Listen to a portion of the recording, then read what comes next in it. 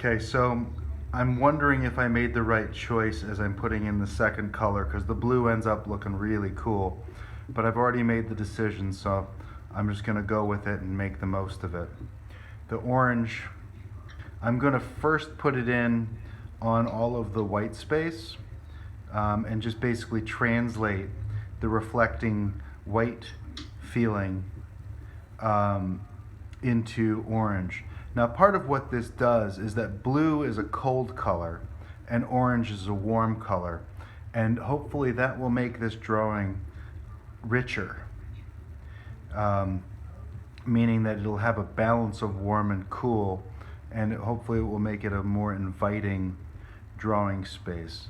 But we'll see how this works out. As with many things with art, you commit to things before you fully understand the choices you're making, which is why I usually do multiple versions of the same drawing, because every time you make a different choice, and it really is a choice, you introduce consequences that you, at least for me, I haven't always thought of.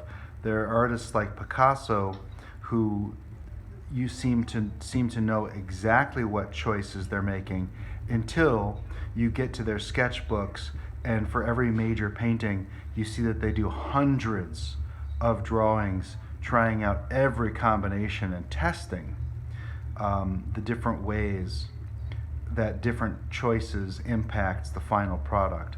So the point that I'm trying to make is that before you can be an effective visual communicator, just the same way that you'd write a whole bunch of practice essays in an English class or a writing class in Chinese, or whatever language you're working in, the writing classes, you do draft after draft after draft, lots of different attempts.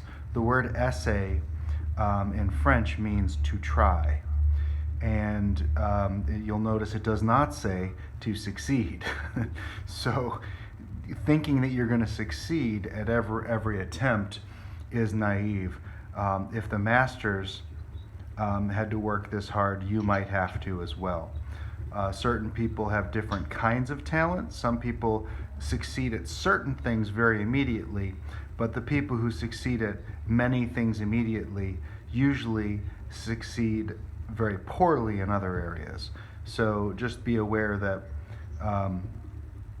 when you watch somebody who seems to be great at everything, guaranteed there's something important that they struggle with.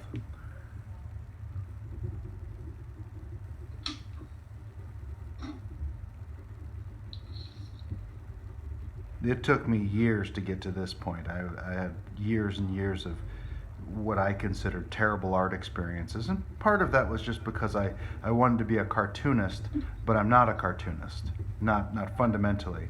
And knowing your strengths takes a while, and so it can be just a matter of self-knowledge that is the problem, not whether you're good or not.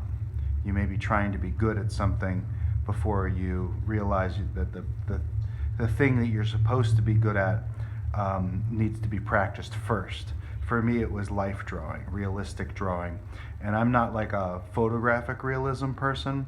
I do a very emotionally rich version, which means there's lots of distortions, but the distortions show emotional content. Yes, sir.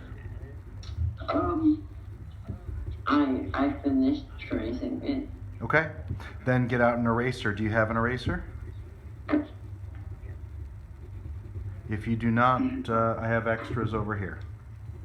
No, I got my own eraser. Okay. So go ahead and start cleaning up all that pencil. Please be careful as you do it, to not wrinkle the paper if you can help it, but to erase all the pencil as completely as possible. Okay, so we're out of time for the day, but hopefully at this point you can see how the drawing is supposed to evolve. And remember, we're going to be going ahead and finishing all of our drawings for the rest of the term. We've already started the majority of what we're going to work on.